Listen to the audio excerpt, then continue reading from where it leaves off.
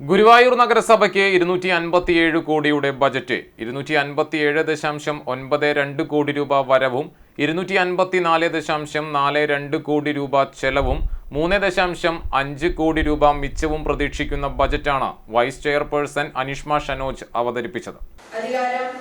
ഏറ്റവും 3 വർഷം പിന്നിട്ട് വികസന കുതിപ്പ് തുടരുന്ന വികസനം വളരുന്ന ഗുരുവായൂർ ഇതാണല്ലോ നമ്മുടെ പ്രഖ്യാപിത മുദ്രാവാക്യം. പിന്നിട്ട 3 വർഷത്തെ പുരോഗതിയുടെ സമഗ്രമായ ഒരു റിപ്പോർട്ട് പുസ്തക രൂപേണയും ഓൺലൈൻ.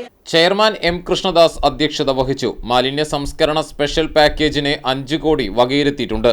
ആരോഗ്യമേഖല സ്പെഷ്യൽ പാക്കേജിനും 5 കോടിയുണ്ട്. പ്രധാന റോഡുകൾ 5 വർഷ ഗ്യാരണ്ടിയിൽ നിർമ്മിക്കാൻ 5 കോടിയാണ് ബജറ്റ് വിഹിതം. കുടിവെള്ള പദ്ധതിക്കായി 60 കോടിയാണ് മാറ്റിവെച്ചിട്ടുള്ളത്.